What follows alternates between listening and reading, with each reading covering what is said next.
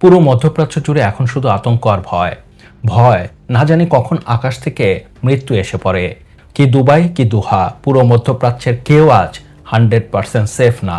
আপনি রাজা না ফকির, কিচ্ছু যায় আসে না, যে কোনো সময় যে কোনো কিছু ঘটে যেতে পারে। আর এই পরিস্থিতি কতদিন চলবে কেউ জানে না। রক্তের এই হোলি খেলা তখন শুরু হয় যখন আমেরিকা ও ইসরায়েল মিলে ইরানের supreme leader Ayatollah Ali Khomeini সহ 40 জনেরও বেশি শীর্ষ সামরিক কমান্ডারকে একসাথে হত্যা করে। এর বাইরে খুঁজে খুঁজে ইরানের air defence system, radar system ও ড্রোন ফ্যাসিলিটিও ধ্বংস করে ফেলা হয়। আমেরিকা মনে করেছিল এর ফলে ইরানের পুরো সামরিক চেইন সিস্টেম ভেঙে পড়বে, তারা হতবাক হয়ে যাবে, পাল্টা আক্রমণের সুযোগই পাবে না। কিন্তু বাস্তবতা হচ্ছে হয় ঠিক তার উল্টো। ইরান এখন প্রতিশোধ নিতে শুরু করেছে। ইরান এখন ডানেও দেখছে না, বামেও দেখছে না। পুরো মধ্যপ্রাচ্য মানে ইসরায়েল, কাতার, সৌদি, দুবাই, বাহরাইন সব জায়গায় একের পর এক হামলা করে সবার জীবন হারাম করে দিয়েছে। আজ পরিস্থিতি এমন যে পুরো মধ্যপ্রাচ্য জুড়ে শুধু বোমা ও সাইরেনের শব্দ শোনা যাচ্ছে। মানুষ পাগলের মতো এদিকে ওদিকে ছুটছে। শুধু তাই না, ইরান পরিষ্কার করে বলে দিয়েছে হামলা তো কেবল শুরু, তারা এখনো তাদের আসল হামলা শুরুই করেনি। প্রথম দেখায় মনে হতে পারে প্রতিশোধের নেশায় ইরান পাগল হয়ে গেছে, কিন্তু বাস্তবতা হচ্ছে আপনি যদি একটু ভালোভাবে খেয়াল করেন তাহলে বুঝতে পারবেন ইরান যে এই হামলা করছে, এই সব হামলার পেছনে একটি সিস্টেমেটিক প্ল্যান আছে। ইরান জানে ইরান কি করছে। আসলে ইরান এই হামলার জন্য প্রধানত 3টি বিষয়কে টার্গেট করেছে যাতে শত্রু পক্ষের সর্বোচ্চ ক্ষতি করা যায়। আর এর প্রথমেই আছে আমেরিকার সামরিক ঘাঁটিগুলোকে টার্গেট করা। তাই আপনি খেয়াল করলে দেখতে পাবেন মধ্যপ্রাচ্যের যে সকল জায়গায় আমেরিকার সামরিক ঘাঁটি আছে তার সব জায়গায় ইরান একসাথে হামলা চালাচ্ছে। এর বাইরে ইরান আরও পরিষ্কার করে দিয়েছে এই যুদ্ধে যদি অন্য কেউ আসে তাহলে তাকেও ছাড় দেওয়া হবে না। আর এটি যে কথার কথা না, তা সাইপ্রাসের ব্রিটিশ সামরিক বেসে হামলা করে ইরান জানিয়েও দিয়েছে। ব্রিটেন আমেরিকার পাশেই আছে। প্রধানমন্ত্রী কিয়ার স্টারমারের এমন মন্তব্যের পরেই ইরানে হামলা চালায়। এরপরে আসা যাক ইরানের দ্বিতীয় টার্গেটে, আর সেটি হচ্ছে তেল। আমরা সবাই জানি বিশ্ববাজারে তেল আমদানি রপ্তানির জন্য হরমুজ প্রণালী কতটা গুরুত্বপূর্ণ। পুরো বিশ্বের প্রায় 20% তেল এই হরমুজ প্রণালী দিয়ে আমদানি রপ্তানি হয়ে থাকে। ইরান যুদ্ধ শুরুর প্রথম দিন থেকেই এই হরমুজ প্রণালী বন্ধ করে দিয়েছে। এছাড়া ইরানের অন্য প্রক্সি হুতিও ইরানের সাথে হাত মিলিয়ে এই অঞ্চল দিয়ে যে কোনো তেলবাহী জাহাজ দেখলেই হামলা চালাচ্ছে। তাই হরমুজ প্রণালী দিয়ে তেলবাহী জাহাজ চলাচল সম্পূর্ণ বন্ধ। কেউ আসলে ঝুঁকি নিতে চাচ্ছে না। এছাড়াও মধ্যপ্রাচ্যের অন্যান্য তেল উৎপাদনকারী দেশের তেল পরিশোধনাগারেও ইরান হামলা চালাচ্ছে। এর অংশ হিসেবে গতকাল বিশ্বের সর্বোচ্চ তেল উৎপাদনকারী প্রতিষ্ঠান সৌদির আরামকোর তেল পরিশোধনাগারে হামলা চালিয়ে তা ধ্বংস করে দিয়েছে ইরান। মেসেজ পরিষ্কার, তোমার কাছে বিশ্বের সর্বাধুনিক সবচেয়ে শক্তিশালী সেনাবাহিনী থাকতে পারে, কিন্তু আমিও কম না। আমি চাইলে বিশ্ব অর্থনীতিকে টালমাটাল করে দিতে পারি। আরও মজার বিষয় হচ্ছে ইরানের এই স্ট্র্যাটেজি কাজ করতে শুরু করেছে। ইতিমধ্যেই তেলের বাজার অস্থির হয়ে পড়েছে। আজকের খবর হচ্ছে অপরিশোধিত তেলের দাম 13% পর্যন্ত বেড়ে এখন $82 পৌঁছে গেছে। এরপর আসা যাক ইরানের 3 নম্বর টার্গেটে, আর সেটি হচ্ছে আন্তর্জাতিক চাপ তৈরি করা।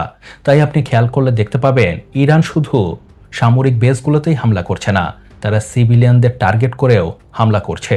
তাই ইরান মধ্যপ্রাচ্যের বিভিন্ন বিলাসবহুল হোটেল ও এয়ারপোর্টগুলোতে মিসাইল ও ড্রোন হামলা চালাচ্ছে। এছাড়াও ওমানের বাণিজ্যিক বন্দরকে টার্গেট করে মিসাইল ছুড়ে তা ধ্বংস করে দিয়েছে। কিন্তু প্রশ্ন হচ্ছে কেন? উত্তর খুব সহজ। আসলে ওইসব এলাকায় আতঙ্ক ছড়িয়ে দিয়ে তাদের যে অর্থনীতি তা টালমাটাল করে দেওয়া। উদাহরণ হিসেবে বলা যায় দুবাইয়ের কথা। সবাই দুবাইকে একটি সেফ হ্যাভেন হিসেবেই চেনে, তাই বড় বড় হোটেল, বড় বড় সব কোম্পানির হেডকোয়ার্টার দুবাই অবস্থিত। এছাড়া দুবাই এয়ারপোর্ট বিশ্ব এভিয়েশনের হাব। কিন্তু এখন দুবাইয়ে যদি মুড়ি মুড়কির মতো মিসাইল পড়তে থাকে তখন কি আর কোনো দেশ দুবাইয়ে বিনিয়োগ করবে? করবে না। ইরান এটি চায়। ইরান চায় এই দেশগুলো একসাথে হয়ে একটি প্রেসার তৈরি করুক আর আমেরিকাকে যুদ্ধবন্ধে রাজি করাক। কিন্তু এটি একটি ডেঞ্জারাস গেম, কারণ এর উল্টো ফলও হতে পারে। এর ফল হতে পারে এই সব দেশগুলো আমেরিকার সাথে মিলে ইরানে হামলা চালাতে পারে। অবশ্য ইরান এটিও চায়। ইরান চায় এই যুদ্ধ পুরো মধ্যপ্রাচ্য জুড়ে ছড়িয়ে পড়ুক। কিন্তু এখন সবচেয়ে বড় প্রশ্ন, আমেরিকা ও ইসরায়েলের সাথে ইরানের এই যুদ্ধ আসলে একটি অসম যুদ্ধ। দেখুন, বাস্তবতা এটি হচ্ছে যে আমেরিকা ও ইসরায়েলের যে প্রযুক্তি, যে সামরিক শক্তি তার কাছে ইরান কিছুই না, কিন্তু তারপরও ইরান কিভাবে আমেরিকা ও ইসরায়েলের ঘুম হারাম করে দিচ্ছে। যে ডোনাল্ড ট্রাম্প খামেনিকে হত্যা করার পর হুঙ্কার দিয়ে বলেছিল হয় সারেন্ডার করো নয় মৃত্যু, সেই ডোনাল্ড ট্রাম্প এখন কেন সুর পাল্টে আলোচনার প্রস্তাব দিচ্ছে? আর যে ইরানকে প্রথম দিকে অনেকটা অসহায় মনে হয়েছিল পরাজয়ের দ্বার প্রান্তে, সেই ইরান এখন কিভাবে গলা উঁচু করে বলছে যুদ্ধ শুরু করেছে আমেরিকা, কিন্তু শেষ কবে হবে তার সিদ্ধান্ত নেব আমরা। এখানে আরো একটি জিনিস মাথায় রাখবেন, আর সেটি হচ্ছে ইরান কিন্তু সবার সাথে একা যুদ্ধ করছে। এখন পর্যন্ত কোনো আন্তর্জাতিক শক্তি বা কেউ ইরানের পাশে এসে দাঁড়ায়নি, কিন্তু তারপরও ইরান সবাইকে দাঁত ভাঙা জবাব দিয়ে যাচ্ছে। কিন্তু কিভাবে? ইরানের এই শক্তির উৎস আসলে কোথায়? উত্তর হচ্ছে ইরানের 2006 সালে নেওয়া একটি ডক্ট্রিনে, যার নাম ডিসেন্ট্রালাইজ মোজাইক ডিফেন্স। দেখুন, ইরান খুব ভালো করেই জানতো আজ হোক বা কাল হোক তার আমেরিকার সাথে যুদ্ধ করতেই হবে, ইসরায়েলের সাথে তার কনফ্লিক্ট হবেই হবে। কিন্তু সমস্যা হচ্ছে ইরানের কাছে আমেরিকা ও ইসরায়েলের মতো আধুনিক যুদ্ধ সরঞ্জাম নেই পারমাণবিক বোমা। তাই যে কোনো সরাসরি যুদ্ধে ইরান কখনোই আমেরিকা ও ইসরায়েলের সাথে জিততে পারবে না। তাই তারা শিক্ষা নেয় আফগান যুদ্ধ থেকে। আফগানরা গেরিলা যুদ্ধে যেভাবে আমেরিকাকে নাস্তানাবুদ করে তা ইরানকে ব্যাপক ইমপ্রেসড করে। তাই ইরান তার পুরো কমান্ড সিস্টেমকে ছোট ছোট 31টি গরিলা গ্রুপে ভাগ করে ফেলে, অনেকটা ছোট ছোট মোজাইকের মতো, আর এর নাম দেয় ডিসেন্ট্রালাইজ মোজাইক ডিফেন্স। এই গরিলা গ্রুপের উপর নির্দেশ দেওয়া আছে যুদ্ধ শুরু হওয়ার সাথে সাথে কমান্ড দেওয়া হলো কি না হলো তার জন্য তারা যেন বসে না থাকে, তারা যেন নিজের মতো করে সিদ্ধান্ত নিয়ে যুদ্ধ চালিয়ে যায়, তারা যেন যুদ্ধকে যতটা সম্ভব দীর্ঘায়িত করে, কারণ এটি একমাত্র পথ আমেরিকাকে থামানোর।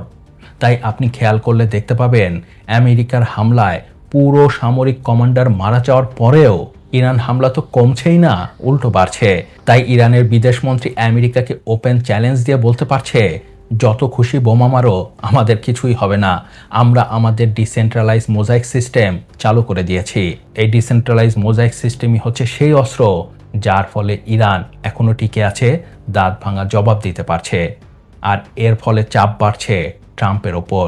ইতিমধ্যে ট্রাম্প যে ভয় পাচ্ছিল তাই হয়ে গেছে, যুদ্ধে আমেরিকান সৈন্য মরতে শুরু করেছে। এর ফলে ট্রাম্প নিজ দেশেই নিন্দিত হচ্ছে। ট্রাম্প উপায় না দেখে ইতিমধ্যেই ঘোষণা দিয়েছে ইরানে পদাতিক সৈন্য ব্যবহার করার। আর এমন হলে কোমর বেঁধে রাখুন, কারণ যুদ্ধ দীর্ঘায়িত হতে চলেছে। তো যাই হোক, এ ছিল এ ব্যাপারে আমার বিশ্লেষণ। এ ব্যাপারে আপনার কি মত আমাকে নিচে কমেন্টস করে জানাতে পারেন। আর হ্যাঁ, ভিডিওটি কেমন লাগলো তো অবশ্যই জানাবেন, আর প্লিজ সাবস্ক্রাইব করতে ভুলবেন না। আপনার একটি সাবস্ক্রাইব আমাকে সত্যিই সবসময় অনেক উৎসাহিত করে নতুন নতুন কন্টেন্টের কোয়ালিটি ভিডিও তৈরি করার। ভালো থাকবেন, সুস্থ থাকবেন, আল্লাহ হাফেজ। নেতাদের মতো ধোঁকাবাজি বন্ধ করো, আর লাইক, কমেন্ট, সাবস্ক্রাইব করো।